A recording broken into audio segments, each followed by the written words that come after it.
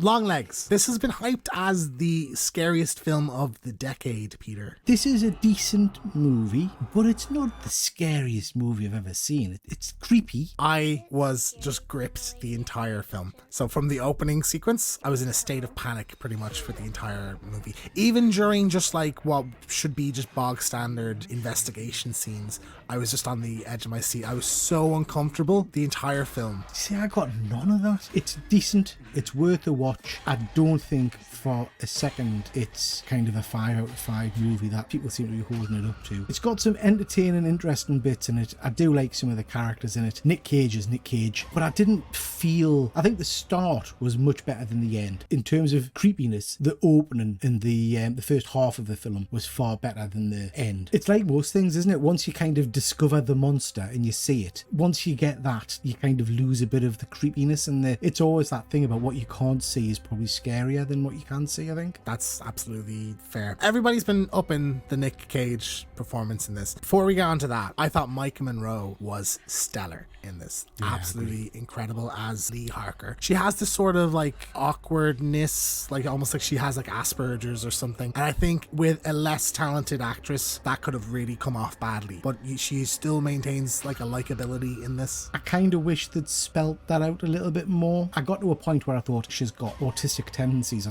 something like that. She's neurodiverse in some way. But I would imagine a lot of people didn't get that and just thought, wow, she's a bit weird. Do you know what I mean? Because you can see she doesn't look people in the eyes and stuff. I think that was a real interesting element of her character that they could have probably explained a little bit more. We had the weird thing at the start where they were talking about psychic ability, and that threw us a little bit. And I thought, oh, I didn't realise we were doing like a sci-fi kind of thing. 100% agree. Was not expecting there to be any like actual supernatural elements. And there's quite a few. There's a lot going on in this. Psychics, there's kind of occult demonic things in it as well. And that kind of ties the mystery in at the end in a way I really wasn't expecting. I went in expecting Silence of the Lambs. By the time we get to the end, we get shoot a doll in the head and some kind of black smoke comes out of women's heads. So it was like, well, where, what's happening here? So it was like proper full-on witchcraft, demon-y possession stuff, which didn't fit with the kind of Silence of the Lambs narrative I had in my mind. That's fair. Like I was expecting it to be more grounded. Like I know there's some spooky stuff in the trailer. I had just assumed it was hallucinations or dreams and stuff. So the opening sequence, you see Longlegs kind of take a little girl. I didn't think that was going to be the main character, but it turns out later it is, and I thought that was a good twist. Really? Yeah, I didn't think. Did you think? Did you clock that? Me and my wife called that literally the second she kind of came on. Oh, aren't you so fucking clever, aren't you? We are. Sorry. We are, you're right. Yeah, maybe you should be an FBI agent. You're psychic then, are you? Like pretty much straight off the bat, they go with the psychic thing where they're looking for another killer, and she just points at a house and goes, that's it. And she's with this new partner. And he's like, oh, well, we'll go check then, but like obviously it's going to be nothing. And then I did quite like that he opened the door and he just got shot in the head immediately. It was a good scene, that. Yeah, I thought that was brilliant. Yeah, I was surprised, but I thought it added an interesting element. Like it's why she's kind of new to the FBI, but I did like that it's not treated with any skepticism by them. Like they kind of embrace that immediately. All right, you're the one to talk to on this case. You know, I like that they didn't beat around the bush with that. It's just like she's on the case. I just thought the actual like investigation elements were really interesting. I was just gripped on every word and trying to piece it together myself. Yeah, I enjoyed that. But I'm a big fan of those kind of serial killer based movies like Kiss the Girls or Silence of the Lambs and stuff like that. So I think that's part of my problem with this. That's what I went in expecting, and it does kind of divert dramatically at points from it, which is a little bit unsettling at times. But you know, I enjoyed those elements of the movie. I enjoyed the kind of the crime elements, although I did think it was a bit weird. He's obviously in a house at one point and he leaves her the birthday card. She doesn't disclose that to her colleagues, does she? I don't remember any scene where she kind of says, oh, he's been in my house and done this. She uses that to decipher the code in the letters that Longlegs leaves at the crime scenes. You'd kind of think if a serial killer had been in your house, you might want to mention it to your boss. That did cross my mind at a point. That's like, oh, she's not going to mention it, but I assume she had her reasons, you know. But I thought that was a fantastic sequence. Like that was really tense when she's in the house and there's a knock on the door and everything, and she sees someone outside and goes out. One thing I will say about the movie, and I don't think this has ever really occurred to me, or something I've ever noticed being amazing in a film, is like the framing of it and the positioning of like where the camera is and what's around her. So like there's a lot of shots where she'll be sitting at a desk and there's like an open doorway in the background, and you're just there waiting for something to walk past or something to happen, and it doesn't, and it just keeps, I think that they do that multiple times over the movie to really just keep you on edge. I'll give you that, mind. I absolutely thought that was going to happen at numerous occasions because it's kind of telegraphed, but it didn't happen. Oh, we're going to talk about Nick. It is a very Nick Cage performance. You can tell it's him. And I think at points it would come off as silly if the movie itself didn't treat it so seriously. Like it takes him very seriously, teases out how he looks throughout it. I just found it so unsettling. Like when he's on screen, I'm just like disgusted. So you're absolutely right. It is Nick Cage. It's just Nick Cage, you know, doing these kind of weird voices, these high shouty bits, and there's bits where he's like singing for no reason and stuff. That was great. I love that. Yeah, so it's very Nick Cage. Now, you mentioned his reveal. We've not seen his face in the trailers. It's hinted at the start of the film. When you actually finally see him, it was laughable, James. I know you have a different view to me. He looked like a spitting image puppet. It was like the prosthetics just made him look a bit silly to me. I would have almost rather they just stuck a kind of a horrible wig on him and it was just still Nick Cage doing the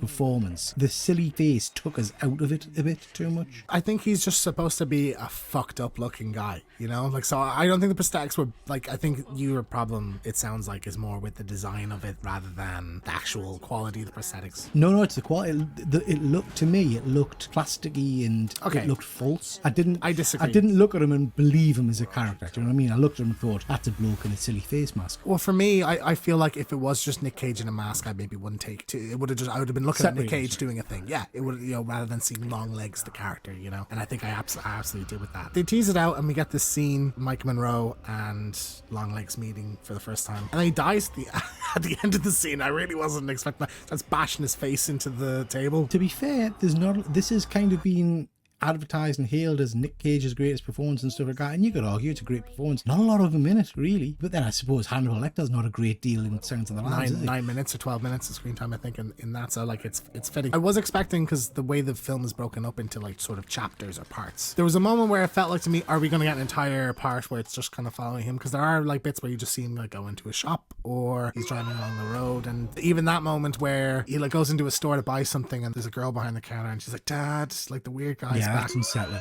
So when they catch him, someone makes the point of they're not actually looking for a kid. Like the FBI know this is a supernatural case because it's not people being murdered, it's dads that are killing their families and murder suicides, but there's a connection because there's a letter left. So one of the FBI agents makes the point of, well, we can't actually tie any of the murders to him technically. Like he's not killed anybody, like they killed him.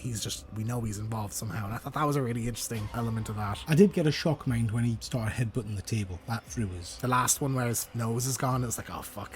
Yeah.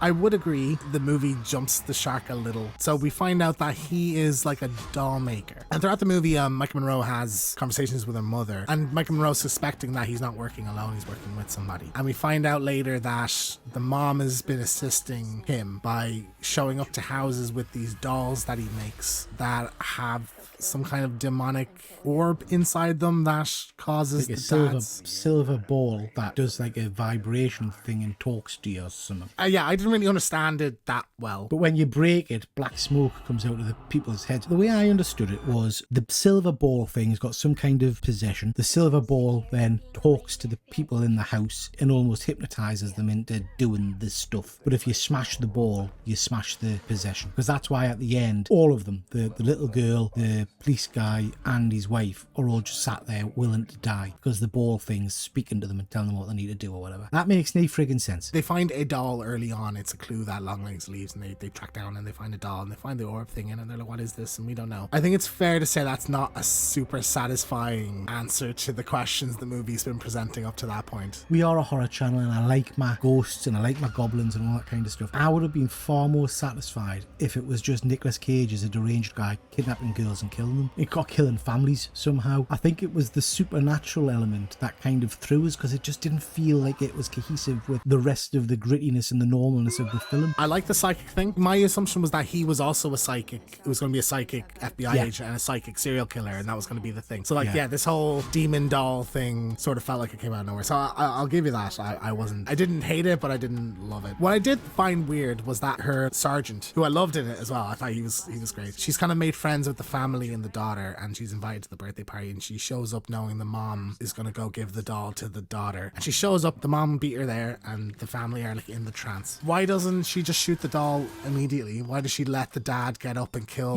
the wife and then not a clue. come out and have to shoot him? I thought that was kind of strange. I didn't get that at all. She kind of walks into the living room, but then makes no effort at all To stop what's stop happening. anything. Yeah. She just stands and watches it. But then winds up having to shoot her boss and shoot the mom anyway. She waits until the guy's murdered his wife, then she decides to shoot him, and it's like, well, And then like the last shot, she's used all her bullets, so she tries to shoot the doll and can't. An ominous ending, which I liked the film having. I will agree, jumps the shark slightly. Like, it went in a direction I wasn't expecting. I didn't hate it, didn't love that though. I didn't hate this film. It's just not a film that played out as I'd anticipated or what I went in to see. This film's got an awful lot of buzz about it, a lot of excitement. You might have had a different experience, but when I was walking out the cinema, there was a lot of negativity. There was lots of people kind of saying, what the hell was that? You know, so I think people went in expecting something they didn't necessarily get. I thought that came to me coming out. Now, I personally loved the film. Problems and all, like, it felt above a lot of what we've been watching lately. I did think not everyone's going to like this. This isn't going to be for everybody. Some people are just going to hate where it goes, and like some people aren't going to be able to take Nick Cage seriously and those things. For me, it clicked. It worked. You know, I really liked it. I didn't hate anything in the film at all. Like, this elements I maybe would have tweaked or things I would have preferred, but like overall, I was just on the edge of my seat, start to finish, heartbeat pumping. Uncomfortable. It made us uncomfortable at points. I don't think I was ever scared, but I was uncomfortable. So that's our review of Longlegs. Thank you so much for watching. If you enjoyed this, leave a like and subscribe. We review all the latest horror movies in the cinema, and we also have I'll Be Right Back, which is our kind of retrospective series. Leave a comment below. Let us know what you thought of Longlegs. The film's quite divisive.